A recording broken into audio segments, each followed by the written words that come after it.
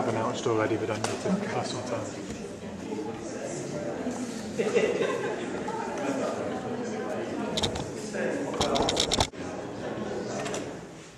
So hello everybody, welcome, very warm welcome. Over the last few weeks we've been using myths and images to explore different qualities of the Buddha, different characteristics of the enlightened being,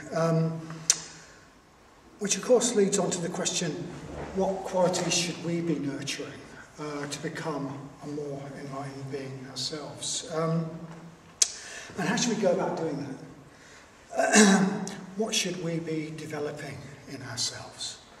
So what were the main qualities of the Buddha? I bet if I just asked for a sort of immediate response, or if we sort of asked the proverbial person in the street,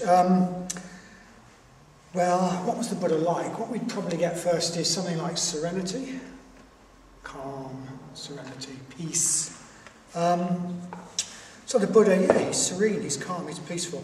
You might get a very few people who would say kindness. Buddha is kind, compassionate. That's probably not the one most people sort of pick on. So I think the general view of the Buddha, insofar as people have a general view, have a view of the Buddha, seems to be that the Buddha was calm, kind, compassionate. The Buddha was very nice. He was a nice chap, very nice. And Buddhists, of course, we're supposed to be calm, kind and compassionate. That's what people expect. Buddhists are supposed to be nice. But you don't change the world by being just kind, calm and compassionate. And the Buddha changed the world. So I've got an aunt who's actually quite kind, very calm and quite compassionate, but she hasn't changed the world, and she's not going to. The Buddha did change the world. I mean, the fact that we're sitting here on the other side of the planet 2,500 years later in a Buddhist centre just shows how much the Buddha did in fact change the world. What an impact he had. He had a terrific impact. He had a terrific impact on the society he lived in. And that impact has just resonated down the centuries and across the globe. So there's something missing. There's something missing in that picture of the Buddha, the picture of the very nice Buddha. There's something missing in that. And there's something missing in that idea that we as Buddhists should emulate that. Of course, the Buddha was calm. He was very kind, he was very compassionate. Of course, we should be cultivating to the utmost of our ability, the ability to not be thrown around by events, to be kind and to be compassionate. But that's not going to be enough. There's something missing. There are some other qualities that we need to develop as well. And one quality that's missing in this picture of the nice Buddha is strength. It's personal power, if you like. There are other qualities too, actually, like penetrating, non-sentimental, clear-sightedness. The Buddha had that. The wisdom that cuts like a diamond thunderbolt, he had that. But the missing quality I want to talk about tonight is the quality of strength. So the Buddha had great strength. He had great strength of character. He carried a real punch as a person. He had great personal power. People felt awe in his presence. He couldn't be pushed off course. He couldn't be cowed. He knew what he was doing in the world and he didn't let anything blow him off that course. He wouldn't let any outer obstacles get in his way, and he wouldn't let any inner obstacles get in the way. He wouldn't put up with any sort of internal things which were reducing his effectiveness. He dealt with those. He didn't mould himself to people's expectations. He could put up with great suffering And he did put up with great suffering rather than compromise his values and his principles. So one of the most widely used epithets for the Buddha, we tend to just use the Buddha, the one who was awake, but one of the most widely used epithets was Jinna, which means conqueror or hero. He was a conqueror. He could conquer outer obstacles, and he could conquer anything in himself that might make him less effective, less a force in the world, a force for the good in the world.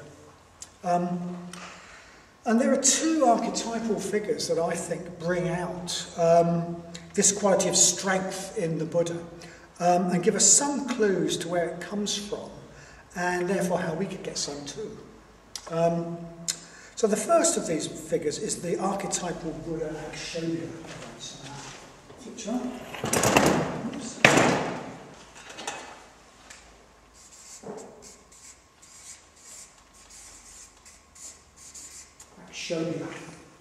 So,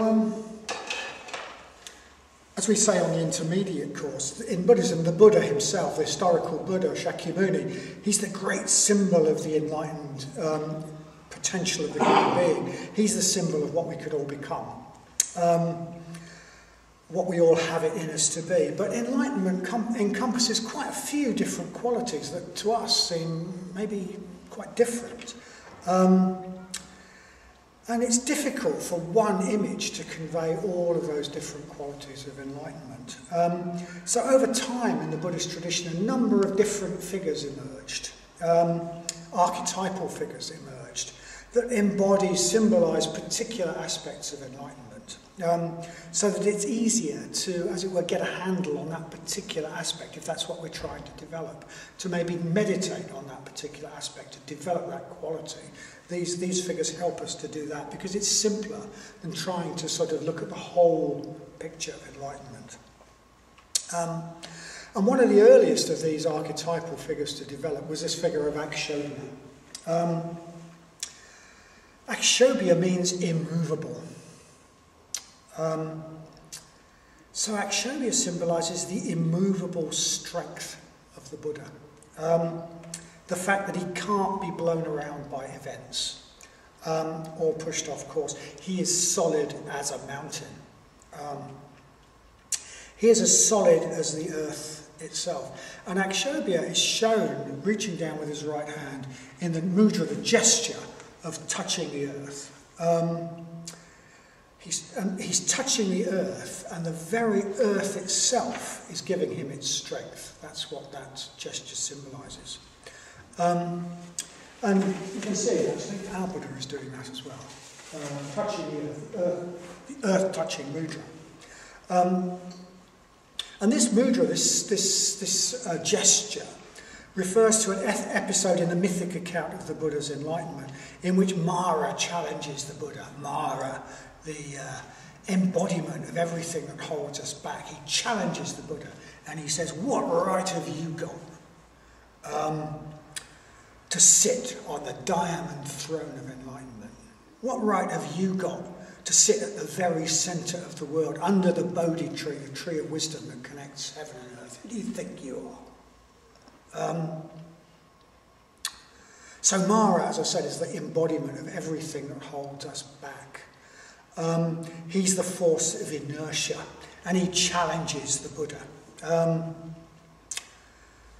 He tries to use any chinks in the Buddha's confidence to blow him off course. Who are you? And in response, the Buddha reaches down and touches the earth. He makes the gesture that's called calling the earth to witness. And in response to this gesture, in the mythic account, the earth goddess appears. Whee! She suddenly sort of appears out of the earth. The earth goddess appears and gives her support to the Buddha. He's all right.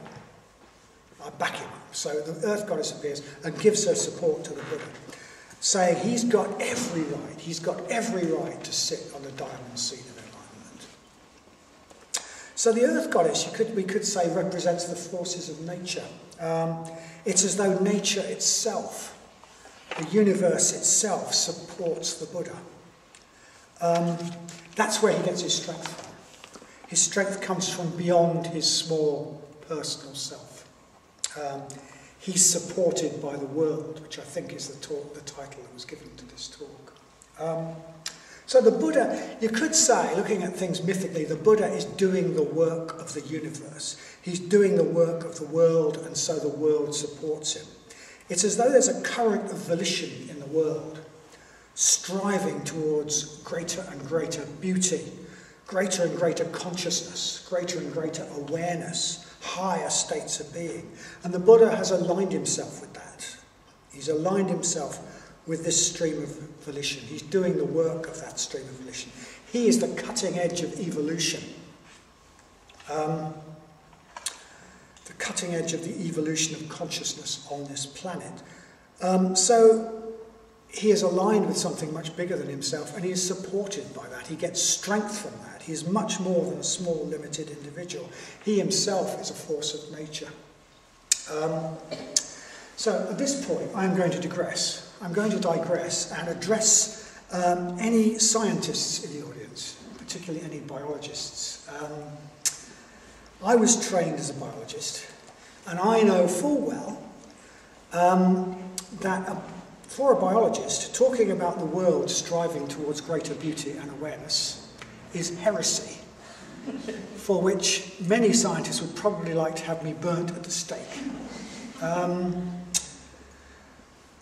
If they could. So the orthodox view is that evolution just happens by blind chance. There's no direction to it, no stream of volition towards greater beauty or consciousness. It's just chance, just random. Consciousness is just supposed to be a random accident. Beauty has no real existence. It's just some words that we come up with. We're supposed to believe that if you just leave sort of matter slopping around on a planet for a few million years, it sort of comes up with Mozart and his music and great beings like the Buddha. You know, just leave it slopping around, and that'll happen just by chance. Just by chance, you get the beautiful world we see, the marvels we see, the great beings, the great works of art, Mozart's music, the great cathedrals. That's just chance. Well, as I said, I was trained as a biologist, and I know just how heavily conditioned anyone in that tradition is to see things that way. I certainly used to see things that way. But a lifetime, well, nearly a lifetime, a lifetime of living, I have been alive this way, a lifetime of living, and some decades of practice have convinced me that that worldview is hogwash. It's the product of superficial intellect cut off from any deeper perception of the deep mystery of things. It seems to me that there clearly is a trend, a stream, a current of volition in the world flowing towards greater wisdom, greater awareness, higher and more beautiful states of consciousness. And when we align ourselves with it, when we partake in it, when we help it, we seem to get lucky. I think we've been immensely lucky in having this Buddhist Centre, for example. We seem to get lucky when we can get ourselves out of the way and at least do something to help that. Coincidences happen. I really believe that. I really believe that there is a direction.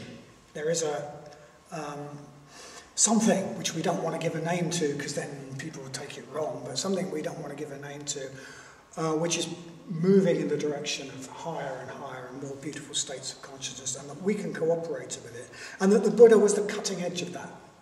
The Buddha was the cutting edge of that movement.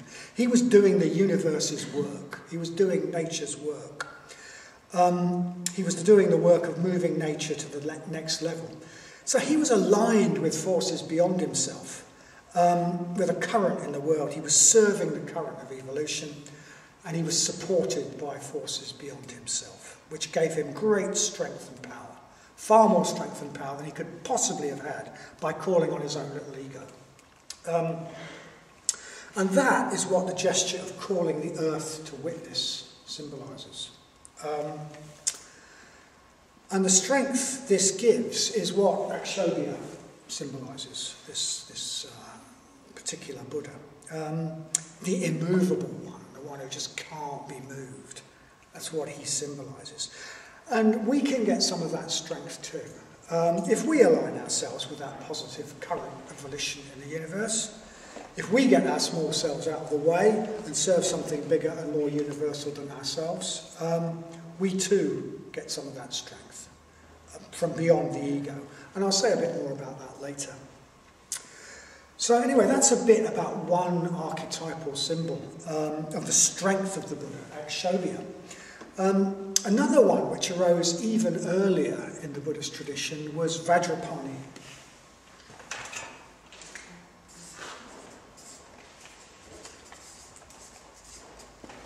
I expect consistency of case. Vajrapani. So Vajrapani, the bearer of the diamond, the bearer of the Vajra, he's the bearer of the diamond thunderbolt. In later Buddhism, Vajrapani is usually portrayed as this enormous, terrifying figure. He's blue, and he's got legs like tree trunks and a body like... he's like some sort of... I don't know, he's like some sort of rugby player illuminated to massive proportions, striding forward with this Vajra, surrounded by flames, bursting through every obstacle. So he's a vivid... In that tradition, it's a vivid symbol of strength, of power, of the energy to burst through obstacles, the energy needed to change oneself, and the energy needed to change the world. There's also a peaceful version of Vajrapani, but Vajrapani certainly didn't start out peaceful. This is Vajrapani made nice. There is a sort of Vajrapani made nice, but the original Vajrapani wasn't particularly nice. And the original Vajrapani appears, or Vajirapani, he appears in the Pali Canon, which is the earliest record of stories and symbols, stories and teachings of the Buddha. And he starts out as what's called a yaksha. So he originally appears in the Pali Canon as a yaksha. And yakshas are fierce, warlike nature spirits. They're even maybe a bit demonic, actually. But this particular yaksha, Vajrapani, he hears the Buddha, he hears the Dharma from the Buddha, and he's converted. He's converted to the Buddha. He's converted to the Dharma. So he appoints himself as the Buddha's protector. He stands behind the Buddha saying, "Don't mess with my friend, or you'll have me to contend with."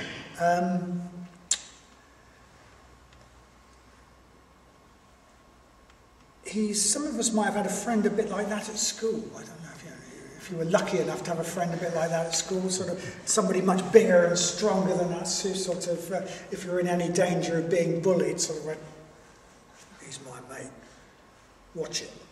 Anyway, that's a bit like what he's like with the Buddha.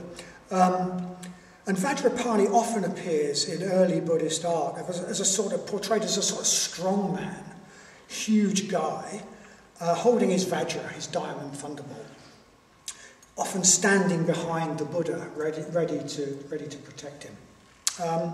He appears like that in the picture of the Buddha's life that we've got in the red shrine room downstairs. There's a picture by Alaka, and he's standing quite towards the front of that. There's this very big muscular figure with very black hair holding his Vajra and looking after the Buddha. So in early Buddhist art, he crops up a lot in early Buddhist art. In early Buddhist art from the Gandharan region, where there was a sort of mixture of Greek and Buddhist civilization, he gets mixed up with Hercules. So, and he's often portrayed, Hercules Vajrapani become the archetype of strength. And you often get Vajrapani shown looking exactly like Hercules. So Vajrapani is also a symbol of the strength of the Buddha. He's not really separate from the Buddha. In a way, he represents the Buddha's own strength. But in another way, Vajrapani represents that strength that's not a personal property of the Buddha. Remember, he started out as a nature spirit. Remember the earth goddess. He's a bit like the earth goddess supporting the Buddha. So once again, I think Vajrapani represents the fact that nature itself supports the project. It's evolution happening. The Buddha is the cutting edge of nature. So nature supports him, gives him strength from beyond his small self. Once again, he's aligned with the stream of volition in the universe, that positive stream of volition in the universe. He's doing its work, it acts through him, and it gives him strength. It makes him a sort of force of nature in his own right. So one instance where Vajrapani appears in the Pali Canon is in the story of a fellow called Ambata, a very unpleasant and arrogant Brahmin youth. So this Ambata, he's a pupil of a teacher called Pokarasadi. He's a teacher of Pokarasadi. And Pokarasadi, sorry, he's a pupil of a Brahmin teacher called Pokarasadi. And Pokarasadi hears that the Buddha's in the neighbourhood. And he hears very good things about the Buddha. So he tells his pupil, Ambata, to go and visit the Buddha. He says, it is said he teaches the beautiful truth. He makes known the higher life in all its beauty. It would be a good thing to visit him. So Ambata goes off to see the Buddha. But Ambata thinks a lot of himself. So he doesn't just stroll along on foot and go and see the Buddha. Oh no, he wants to go in style. So he gathers together a retinue of young Brahmins on horseback.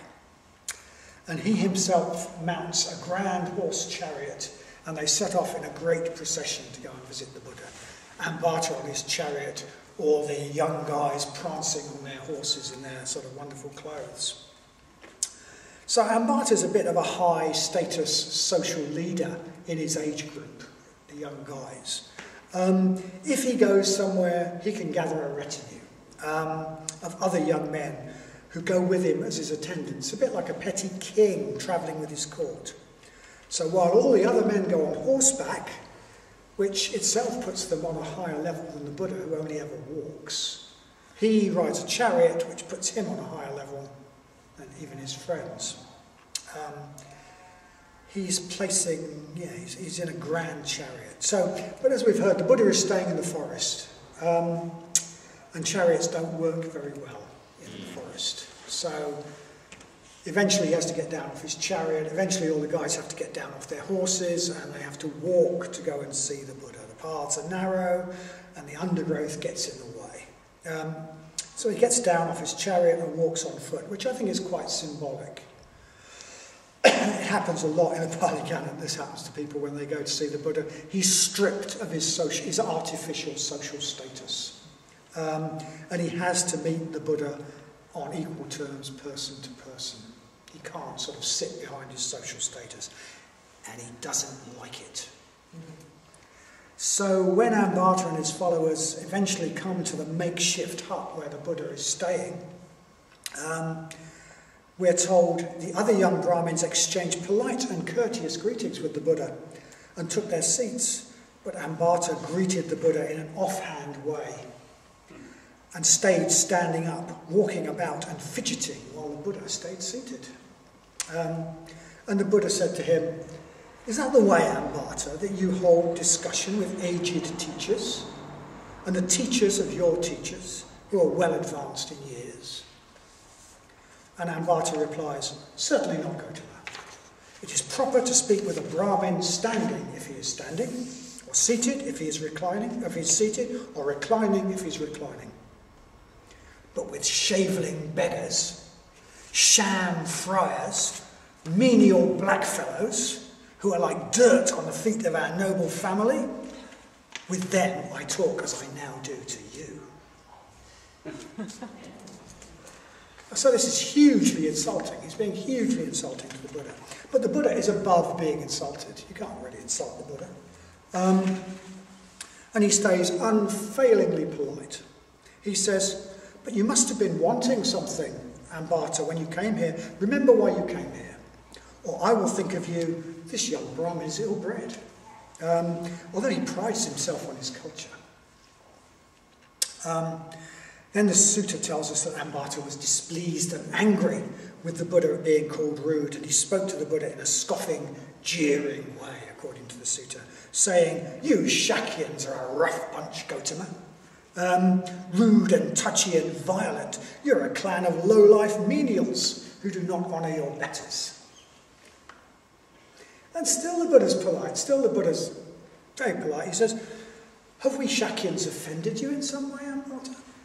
And Ambata replies, "Once, Gautama, I had to go to Kapilavastu on some business, and I went into the Shakyans' meeting hall. There were a number of Shakyas, young and old, seated in the hall on grand seats, making merry and joking together. And I think it was me they were joking about.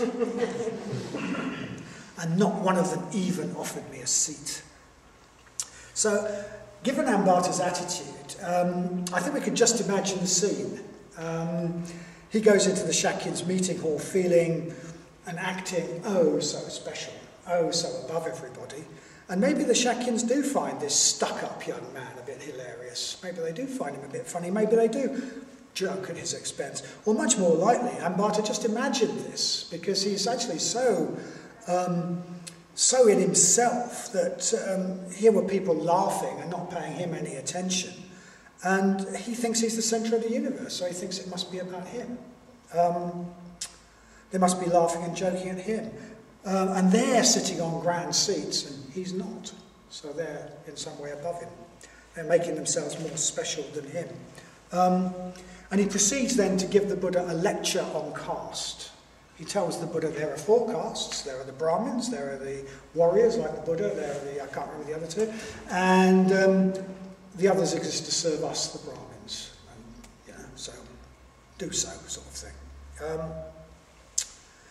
But anyway, by this time the Buddha has got Ambata's number. And the sutta tells us that the Buddha thought, this Ambata is very set on humbling others. It would be to his benefit if I were to humble him. It would be to his benefit if I were to humble him. So Ambata has got off his chariot in a physical sense, but he's still, in a way, setting himself up on his chariot as above the Buddha. He is going to carry on being laughably stupid, a fool, until he gets down and puts himself at the proper level. So the Buddha thinks it would be to his benefit if I were to humble him. The Buddha is going to do him a favour, but not one he's going to welcome. Okay? So the Buddha, as I've said, is always unfailingly polite. And he always acts for the benefit of the people he meets. But he is also a formidable person. You don't mess with him. And he starts by asking Ambata a simple question. What is the name of your family, Ambata? And Ambata replies proudly, I am a Kanhayana. And already the Buddha's got him. He's seen that Ambata's sense of his own specialness is based on a lie. So he says, in that case, if one were to follow your ancient name and lineage back through time, Ambata, then once the Shakyans were your masters, and your family were the offspring of one of our slave girls. Is that true? Is that true, Ambata? Isn't that the origin of your family? So Ambata just sits there and refuses to answer. So the Buddha asks the question a second time. Is it true, Ambata, that your family were once the servants of the Shakyans and that you're descended from a Shakyan slave girl? Again, Ambata refuses to reply. So the Buddha asks the question a third time. Isn't it true that your ancestors were once servants of the Shakyans? Again, Ambata refuses to answer. And the Buddha says, I warn you, Ambata, I warn you. If you do not answer, if you try to change the subject, I'd like to say this to some politicians sometime. If you do not answer, if you try to change the subject, or if you try to leave without answering, your head will split into pieces. Is what I said true? And suddenly Ambata sees, towering above the Buddha behind him, this terrifying figure of Vajrapani, with this huge iron Vajra in his hand, surrounded by flames, ready to hurl it at him. dazzling, it says in the sutta, surrounded by flames, fiery, dazzling, full of energy and determination, ready to split Ambata's head with his club.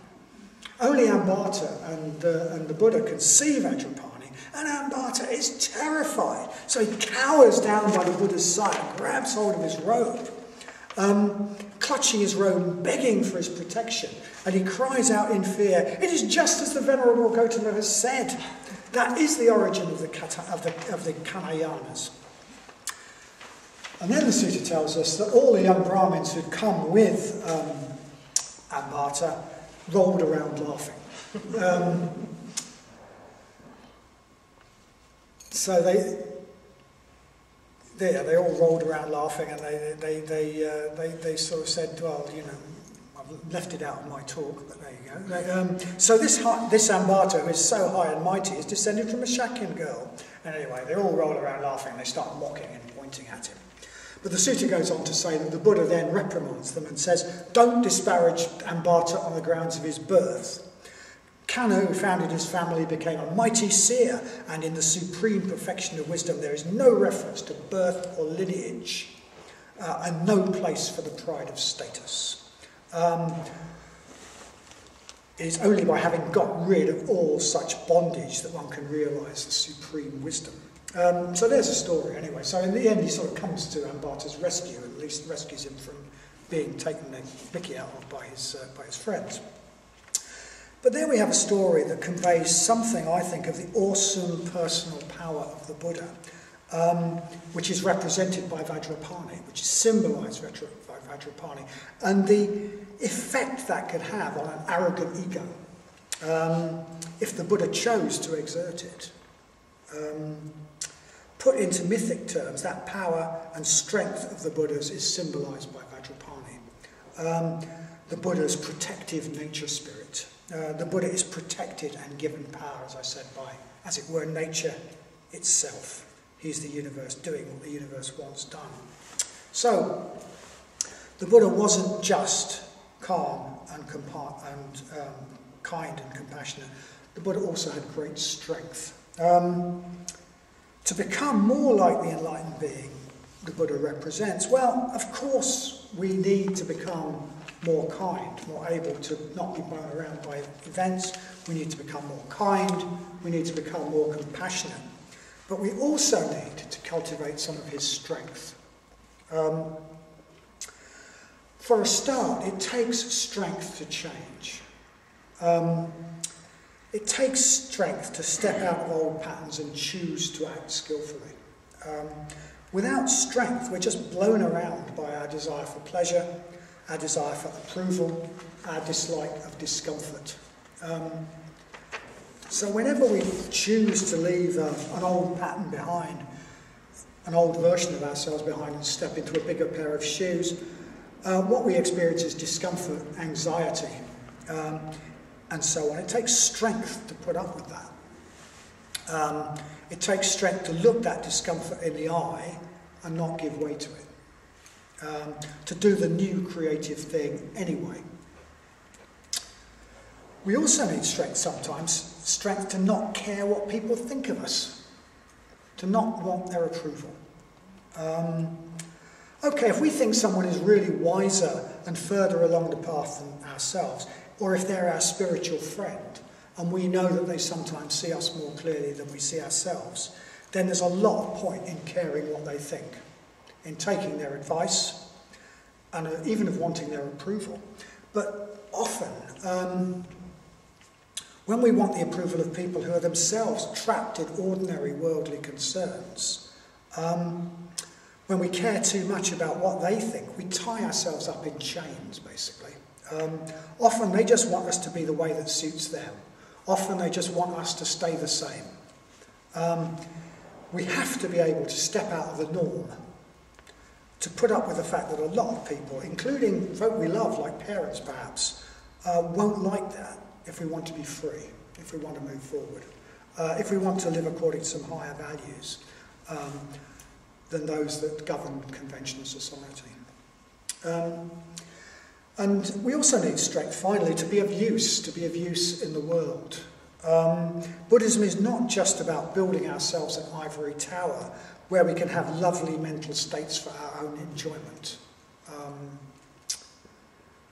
If we see it like that, it just becomes another aspect of our self-centeredness and it stops working, basically.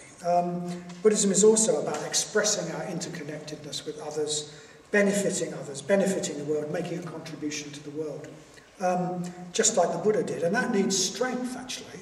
You don't do that just by being nice. It also gives strength, as we'll see, but it takes strength to challenge inertia and make things happen.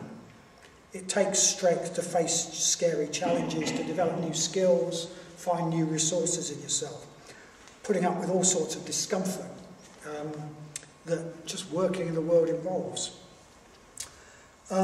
So we need strength. We need strength before we can be genuinely calm, kind and compassionate. When we're weak, when we don't feel able to cope, when we feel threatened, we just think about ourselves. We just fall back on ourselves. We feel we need to protect ourselves. We don't have the energy, the space left to go out and be about others. So to think about others, to devote ourselves to others more, we need strength. We need strength. There used to be a brand of sugar, I don't know if there still is, that says, I'm not sure whether it says from strength comes forth sweetness or from sweetness comes forth strength. But I mean, I'm going to say from strength comes forth sweetness, actually. So, okay, that's a bit about the Buddha, a bit about his strength, and a bit about why we need strength. How do we go about developing strength? How do we practice so as to cultivate it? So I've got a few suggestions. My first suggestion is accept the first noble truth. Okay? So the first noble truth says there is dukkha, there is unsatisfactoriness, there is even suffering, there is discomfort and there's suffering. Life contains an inescapable element of suffering and discomfort. And when we deny that truth, and we tend to think there's something wrong with suffering, something wrong with discomfort. So we try to escape discomfort whenever we can. And that means we always choose to do what feels good in the moment. Instead of putting up with the discomfort that comes from not going along with our addictions, the discomfort that comes from owning up to the truth when it's unpalatable, the discomfort that comes from doing something that scares us, the discomfort that comes with not doing what other people expect us to, etc., etc. So when we just accepting that truth that suffering is, there is suffering, there is dukkha, gives us just tremendous strength. When we accept the first noble truth, when we accept that suffering is part of life and that facing up to suffering is part of any sort of decent life, then everything changes. We can face the discomfort of doing new creative things. And in fact, we feel good about ourselves for doing it. Facing discomfort and facing even suffering, funnily enough, doesn't make us unhappy, quite the opposite. It means we feel more fulfilled, more powerful, more in charge, more the boss of our lives. And also accepting that there will be discomfort and suffering in life makes suffering not so bad. Actually, when we think it shouldn't be there, it seems terrible. And most of the suffering that we experience, well, an awful lot of the suffering we experience, is not direct suffering, it's not the immediate suffering, it's the suffering we cause ourselves by our responses to suffering. So the Buddha talks about this, he talks about the arrow, he talks about we get a first arrow, which might be an illness or a headache or somebody not doing what we want. That's the first arrow. And then he says, well, what we do is we get another arrow and we go, ooh, and we go, and we cause ourselves loads of more suffering by our mental responses to suffering. If we accept that suffering is, we save ourselves an enormous amount of suffering. So that's my first suggestion, is think about and accept the first noble truth. And the second one is related, which is to choose to do things, to actively choose to do things that involve an element of discomfort. a strange thing to do. The example that springs to mind is exercise, actually. So, you know, exercise is one of those things that when we're sitting on the couch in a sort of wintry, misty day, we don't particularly want to do it. It's going to be discomfort. Going for a run is going to be uncomfortable. But the other side of that is a better state. It's a state of being fit, it's a state of being exhilarated, etc., etc. And lots of things are like that. Lots of things are like that. Life's like that. That the other side, that to get to a better place, we usually in the short term have to put up with discomfort. So choosing to actually actively choose to do things that involve putting up a bit of discomfort to get to a better place, I think is one way that we can just develop our resilience, our robustness. There was apparently some research done about people who did exercise, people who did a lot of exercise, which found, not surprisingly, that they were less subject to depression than people who didn't do exercise. And so everybody assumes, okay, that's because of endorphins and blah, blah, blah, blah, blah. But then what they found was that even people who'd done a lot of exercise in their youth, in later life, when they were not fit anymore, they still were less subject to depression than people who'd never exercised much. And this seemed to be down to the fact that they had got into the habit and they knew how to face discomfort. So the fact that they could and were used to facing discomfort and going through it meant that they were less subject to depression. So choosing to do things that involve creatively facing discomfort is actually positive. And I mean, you can take that further and choose to do things that really take us out of our comfort zone. Choose to really do things that you know are going to be challenging and difficult and require us to develop new resources if you really want to get a long way. So that would be my second one. Choose to face discomfort. My third one would be commit to higher values and principles. So the way we express that in Buddhist jargon, in Buddhist code, is go for refuge to the Buddha, Dharma and Sangha.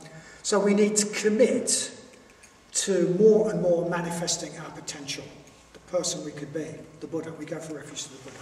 We need to commit to living in a way that makes that a reality according to higher values and principles. That's the Dharma. We need to go for refuge to the Dharma. And we need to commit to being part of a spiritual community, the Sangha, which makes that possible, because without a supportive spiritual community, we're not going to do it, basically. So we need to commit to bringing that supportive community into existence. So, in Buddhist code, go for refuge to the Buddha, Dharma and Sangha. Meaning, commit firmly to higher values and principles.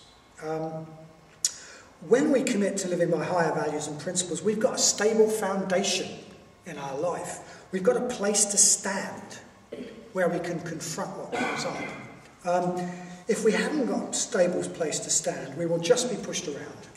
We'll be pushed around by our ever-changing moods, our whims, our trivial likes and dislikes. We'll be at their mercy. We'll be at their servant. If we've got a stable place to stand, having some values and principles that we commit to living by gives us that stable place to stand. And fourthly, my fourth suggestion, which relates to some of the things I was talking about earlier, is the way to develop some of the strength of the Buddha is to serve something higher than ourselves. As the Buddha served something higher than himself. Like him, if we align ourselves with the current of skillful activity in the universe will support us and give us strength. I'm sure of that, actually. I'm pretty sure of that. It will give us a strength that we could never summon up if we were just living for ourselves. Maybe we like to think that we're free individuals. Maybe we like to think that to be a servant of something is somehow demeaning, somehow it reduces us. But in reality, we are always the servant of something. We're always serving something. The choice is between serving our own passing moods, our whims, our conditioned likes and dislikes, and serving something beautiful beyond ourselves that we can not really put a name to, can't really describe, but which manifests to us through the Buddha, Dharma and Sangha. that sort of service is not demeaning. That's serving our own whims is demeaning. That sort of service, to my mind, is noble and honourable and beautiful. And it gives strength. It gives strength. To the extent that we serve that evolutionary current towards higher states of being, to the extent that we get our own small selves out of the way and align ourselves with it, to that extent we will be supported by it, as the Buddha was supported by it. And like the Buddha, we'll discover a source of strength that's far greater than anything we could summon on our own, for our own whims and likes. Thank you.